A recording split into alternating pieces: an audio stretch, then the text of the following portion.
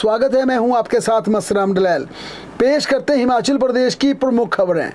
मुख्यमंत्री सुखविंदर सिंह सुक्खू ने आज अपने आधिकारिक आवास ओक ओवर शिमला से 6 अत्याधुनिक मोबाइल फोरेंसिक वैन को हरी झंडी दिखाकर रवाना किया। पहले चरण में ये वैन हिमाचल प्रदेश के 3 जिलों में फोरेंसिक इकाइयां बद्दी, नूरपुर और बिलासपुर, जुनगा स्थित राज्य फोरेंसिक लैब और धर्मशाला तथा मंडी स्थित क्षेत्रीय फोरेंसिक विज्ञान प्रयोगशाला में तैनात की जाएंगी। वहीं मुख्यमंत्री सुखविंदर सिंह सुक्खू ने लंदन लौटने के बाद देश के प्रधानमंत्री नरेंद्र मोदी के आर्थिक पैकेज और आपदा पैकेज न जारी करने पर भी निशाना साधा। शिमला में आज उन्होंने मीडिया से बातचीत करते हुए कहा कि प्रधानमंत्री ने आपदा से निपटने के लिए हिमाचल प्रदेश को 1500 करोड़ रुपए देने की घोषणा जरूर की थी, लेकिन ये पैसा अभी तक नहीं आया। उन्होंने कहा कि इस समय हिमाचल प्रदेश के आपदा प्रभावितों को, आपदा पीड़ितों को केंद्रीय सहायता की सख्त जरूरत है, लेकिन अभी तक ये राशि देश के प्रधानमंत्री ने जो घोषणा की थी वो केंद्र ने जारी नहीं की। मुख्यमंत्री ने आज कांगड़ा केंद्रीय सहकारी बैंक में हुई गड़बड़ी पर भी खुलकर बोला। उन्होंने कहा कि हमारी सरकार ने वन टाइम सेटलमेंट नहीं मांगी। उन्होंने कहा कि आरबीआई की अप्रूवल से ओटीएस यानी वन टाइम सेटलमेंट होती है। उन्होंने ये भी कहा कि पिछले 7-8 सालों से कांगड़ा कोऑपरेटिव बैंक कांगड़ा में जो कुछ भी चल रहा था उसे देखते हुए उनकी सरकार ने पूरे बीओडी को भंग कर दिया। अब इस मामले की ईडी जांच कर रही है। उन्होंने कहा कि अब ईडी की जांच के बाद सच्चाई सबके सामने आ जाएगी। मुख्यमंत्री ने नाराजगी के साथ ये भी कहा कि बैंक में जो लोन के लिए सेटलमेंट लाई जाती है वो प्रदेश के किसानों और जरूरतमंद लोगों के लिए होनी चाहिए। यानी सीएम ने सीधा निशाना साधते हुए कहा कि बड़े धना सेठों और बड़े लोगों के लिए यह सेटलमेंट का प्रावधान नहीं होना चाहिए। मुख्यमंत्री ने स्वास्थ्य मंत्री कर्नल धनीराम शांडिल के प्रस्तावित दौरे को लेकर भी आज खुलकर बात की। उन्होंने कहा कि मंत्रियों अधिकारियों के जितने भी विदेशी दौरे होते हैं वे मुख्यमंत्री की अनुमति से होते हैं, लेकिन उन्होंने कहा कि स्वास्थ्य मंत्री के दौरे की अभी तक अप्रूवल दी नहीं गई थी, तो इस पर बवाल मचना गलत है। सीएम ने कहा कि इन तमाम जिस तरह से विपक्ष इन पर सवाल खड़े कर रहा है वह बिल्कुल गलत है। सीएम ने लंदन दौरे पर सवाल उठाने से जुड़े विपक्ष के सवालों पर कहा कि वह एक बेटी के पिता भी हैं, बेटी का अपनी योग्यता के आधार पर चयन हुआ है, इसलिए वह उसकी एडमिशन के लिए लंदन गए थे। उन्होंने कहा इस दौरे के दौरान एक भी पैसा राज्य सरकार की ट्रेजरी से नहीं लिया गया, सरकारी पैसा इस पर खर्च नहीं किया गया। जितना भी खर्च हुआ वह उन्होंने सिर्फ और सिर्फ अपने निजी अकाउंट से खर्च किया। मुख्यमंत्री ने आज बड़ा इशारा किया कि आने वाले 4-5 महीनों में हिमाचल प्रदेश पर्यटन विकास निगम और हिमाचल प्रदेश पथ परिवहन निगम यानी कि एचपीडीडीसी और एचआरटीसी इन 2 कॉरपोरेशंस में कर्मचारियों के वेतन में डिले हो सकता है, पेंशन में दिक्कत आ सकती है। मुख्यमंत्री सुखविंदर सिंह सुक्खू ने कहा कि राज्य में आर्थिक तंगी है और इस बात को उन्होंने स्वीकार करते हुए कहा कि अब आने वाले 4-5 महीनों में वेतन के लिए बोर्ड कॉर्पोरेशंस में दिक्कत आ सकती है। उन्होंने इसके लिए पिछली जयराम सरकार को जिम्मेदार ठहराया। सीएम ने कहा राज्य सरकार कर्मचारियों के वेतन और रिटायर्ड कर्मचारियों को वक्त पर पेंशन देने के लिए प्रतिबद्ध है। उन्होंने ये भी कहा कि संभव है कि कुछ महीनों तक परेशानी हो, लेकिन इसे ठीक करने की कोशिश की जा रही है। हिमाचल प्रदेश के चीफ सेक्रेटरी प्रबोध सक्सेना आखिरकार आज रिटायर हो गए। लंबी चर्चाओं और क्यासों के बीच आज उन्हें सचिवालय में विदाई पार्टी दी गई। उनका कार्यकाल हालांकि पिछले 31 मार्च को पूरा हो गया था, लेकिन सुक्खू सरकार ने प्रबोध सक्सेना को 6 महीने का चौंकाने वाला सेवा विस्तार दिया था। उस दौरान किसी को कानो कान खबर नहीं थी। पिछली बार भी 31 मार्च को प्रबोध सक्सेना की फेयरवेल के लिए पार्टी बुलाई गई थी। उसी फेयरवेल पार्टी में यह अनाउंस किया गया कि अब चीफ सेक्रेटरी की फेयरवेल नहीं होगी बल्कि उनकी वेलकम पार्टी होगी। लेकिन इस बार चर्चाएं जरूर थी, लेकिन इन चर्चाओं के बीच इस बार प्रबोध सक्सेना को सेवा विस्तार नहीं मिला और इसके चलते आज उन्हें सम्मान पूर्वक विदाई के बाद उन्हें रिटायर कर दिया गया। प्रबोध सक्सेना की रिटायरमेंट के तुरंत बाद अब हिमाचल प्रदेश में नए चीफ सेक्रेटरी की ताजपोशी का रास्ता साफ हो गया। इसके लिए संजय गुप्ता, कमलेश कुमार पंत, ओंकार शर्मा में से किसी एक नाम पर मोहर लग सकती है। नए चीफ सेक्रेटरी की रेस में 1988 बैच के आईएएस संजय गुप्ता सबसे वरिष्ठ है। इसके बाद 1993 बैच के कमलेश कुमार पंत का नाम शामिल है। साल 1994 बैच के ओंकार शर्मा वरिष्ठता में तीसरे नंबर पर हैं। लेकिन आज मुख्यमंत्री के वापस लौटने के बाद एक बड़ा फैसला हुआ और इस फैसले के बाद कार्मिक विभाग ने आदेश भी जारी कर दिया और आदेश ये था, हिमाचल प्रदेश की अफसरशाही की मोनोपोली को तोड़ने के लिए उन्होंने बाहर से यानी नॉन कार्डर आईएएस नॉन कार्डर के अधिकारियों को सचिवालय में प्रशासनिक सचिव पर तैनाती दे दी। हिमाचल प्रदेश में हालांकि ऐसा नहीं हुआ। पहले एचआरटीसी एमडी के पद पर मौजूदा जो डीजीपी हैं वह रह चुके हैं। इसके अलावा एमडी एचपीटीडीसी इस पद पर फॉरेस्ट के अधिकारी रह चुके हैं। दिल्ली में रेजिडेंट कमिश्नर की पोस्ट एक आईपीएस अधिकारी को दी गई है। लेकिन इस बार राज्य सरकार ने एक आईएफएस और एक आईपीएस इन दो अधिकारियों को आईएएस के पदों के अगेंस्ट सचिवालय में प्रशासनिक सचिव पद पर तैनाती दी है। और ये साफ इंडिकेशन है कि मौजूदा राज्य सरकार अब जो आईएएस ब्यूरोक्रेसी की मोनोपोली है उसको तोड़ने की फिराक में है। राज्य सरकार आईएएस की मोनोपोली को तोड़ना चाहती है क्योंकि प्रशासनिक सचिव हिमाचल प्रदेश में सिर्फ आईएएस अधिकारियों को लगाया जाता है। मोदी सरकार पहले ही एक्सपेरिमेंट कर चुकी है, दूसरे काडर के लोगों को भी प्रशासनिक सचिव लगाया जा रहा। प्रशासनिक सचिव से नीचे के तमाम, चाहे वो ज्वाइंट सेक्रेटरी हो, इन पदों पर तैनाती की जा रही है। और इसी फार्मूले को अडॉप्ट करते हुए आज हिमाचल प्रदेश की सरकार ने आईएफएस अधिकारी सुशील कुमार सिंगला को इन्हें सेक्रेटरी पद पर तैनात कर दिया है। और आज ये जो ऑर्डर जारी हुए, पहले आपको ये ऑर्डर पढ़कर सुनाते हैं। राखिल काहलो, जिनके पास आईटी डिपार्टमेंट था, जल शक्ति विभाग उन्हें दिया गया था, आज उन्हें सिर्फ जल शक्ति विभाग का रेगुलर चार्ज दिया गया है, बाकी डिपार्टमेंट उनसे वापस ले लिए हैं। आशीष सिंह मार, जिनके पास सोशल जस्टिस डिपार्टमेंट भी था, उनसे सोशल जस्टिस डिपार्टमेंट वापस लेकर अब उन्हें सेक्रेटरी डिजिटल टेक्नोलॉजी लगाया गया है, सिर्फ एक डिपार्टमेंट दिया गया है। इसके अलावा जाफिर इकबाल, जो कि आईएएस अधिकारी 2017 बैच के हैं, अब इन्हें भी एक एडिशनल डिपार्टमेंट दिया गया है। और इस पद पर तैनात संदीप कुमार को रिलीव कर दिया गया है क्योंकि Sandeep Kumar MD Kangra central cooperative bank का ये कार्यभार देख रहे थे और अब इन्हें संदीप कुमार की जगह इन्हें दायित्व सौंपा गया है।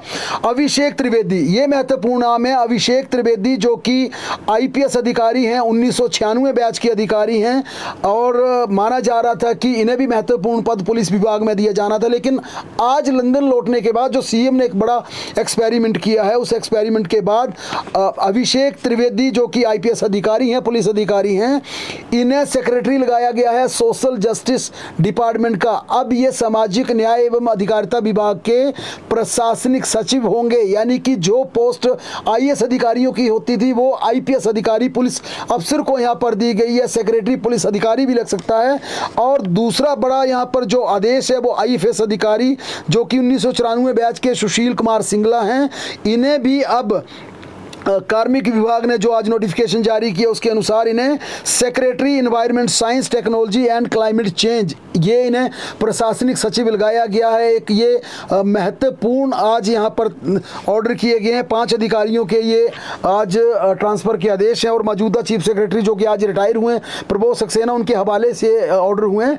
लेकिन इन आदेशों में बड़ी बात यह है कि 2 आईएएस के पदों के अगेंस्ट नॉन कैडर अफसरों की तैनाती के आदेश जारी हुए हैं, जिसमें एक आईएफएस अधिकारी को सेक्रेटरी लगाया गया है और एक अभिषेक त्रिवेदी जो कि जो पुलिस अधिकारी हैं, इन्हें सेक्रेटरी लगाया गया है। यानी कि आने वाले दिनों में अब राज्य सरकार किसी टेक्नोक्रेट यानी किसी इंजीनियर, किसी ईएनसी चीफ इंजीनियर रैंक के अधिकारी को भी प्रशासनिक सचिव लगा सकती है, क्योंकि लंबे समय से माना जाता है कि ये तमाम जो सेक्रेटरी प्रशासनिक सचिव के पद हैं ये आईएएस के हैं।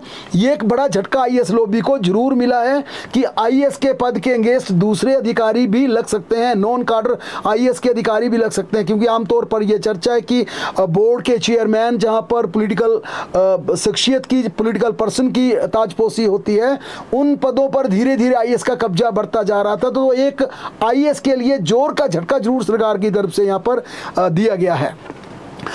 लेकिन एचआरटीसी में 65 साल से अधिक आयु के रिटायर्ड कर्मचारियों को ही आज 30 तारीख बीत जाने के बाद पेंशन दी गई है, यानी कि 65 साल से कम उम्र के एचआरटीसी के कर्मचारियों को फिलहाल पेंशन नहीं मिली है। महीना बीत गया, पेंशन नहीं मिली है, इन्हें अगले महीने अपनी पेंशन के लिए इंतजार करना पड़ेगा, जिनकी आयु 65 से कम है। और एचआरटीसी प्रबंधन के इस फैसले से नाराज पेंशनर संयुक्त संघर्ष समिति आक्रोशित हो गई है। पेंशन न मिलने से नाराज संघर्ष समिति ने 15 अक्टूबर को शिमला में प्रदर्शन करने का ऐलान किया है। संघर्ष समिति ने सचिवालय तक का घेराव करने की भी चेतावनी दी है, क्योंकि पूरा महीना बीत गया लेकिन पेंशन नहीं मिली है। इससे नाराजगी धीरे धीरे पहले बढ़ती जा रही थी, तमाम तरह की बयानबाजी की जा रही थी, लेकिन आज साफ कह दिया गया कि 15 अक्टूबर को बड़ा प्रदर्शन किया जाएगा और सचिवालय तक का भी घेराव किया जा सकता है। प्रदेश में भारतीय जनता पार्टी ने आईटी की नई टीम घोषित कर दी है। प्रदेश संयोजक अनिल डडवाल ने सह संयोजक एवं कार्य समिति सदस्य के नाम का ऐलान कर दिया है। पार्टी ने प्रदेश सह संयोजक और 6 प्रदेश सह संयोजक तथा 14 प्रदेश कार्यकारिणी सदस्य नियुक्त किए हैं। जग सिंह ठाकुर, आशीष शर्मा, निखिल ठाकुर, विजय जरियाल, आदित्य गौतम और अभिषेक चौहान को प्रदेश सह संयोजक बनाया गया है। गौरव धीमान, कमलेश कुमार, विनीत बहल, अरुण वर्मा, अरुष गुप्ता, राजेश कुमार ठाकुर, अजीत सिंह कैथ, मनसा राम बंगालिया, अर्जुन सिंह बिजलवान, मुकेश भारद्वाज, गौरव धीमान, अजय ठाकुर, अमन डोगरा और मोंटी राणा को प्रदेश कार्य समिति सदस्य नियुक्त किया गया है। हिमाचल प्रदेश में सस्ते राशन के डिपुओं में 4 माह बाद अक्टूबर माह में उपभोक्ताओं को सरसों का तेल मिलेगा। इसके लिए खाद्य नागरिक आपूर्ति विभाग ने सरसों के तेल के दाम फाइनल कर दिए हैं और सप्लाई ऑर्डर भी जारी कर दिए हैं। सरसों तेल के ये दाम अक्टूबर से दिसंबर माह के लिए तय किए गए हैं। डिपुओं में अक्टूबर माह में एपीएल और एनएफएस से उपभोक्ताओं को 160 रुपये प्रति लीटर तेल दिया जाएगा। इसके अतिरिक्त टैक्स पेयर उपभोक्ताओं को 168 रुपये तेल उपलब्ध किया जाएगा।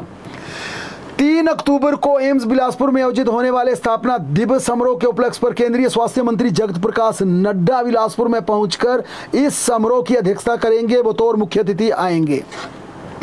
स्वास्थ्य मंत्री धनीराम शांडिल के बेटे एवं रिटायर्ड कर्नल संजय शांडिल ने अपने ही पिता के हेल्थ डिपार्टमेंट पर भ्रष्टाचार के गंभीर आरोप लगाए हैं। संजय शांडिल ने अपने फेसबुक अकाउंट पर लिखा है कि निकम्मे व्यवस्था परिवर्तन के अधिकारियों को पद मुक्त करो।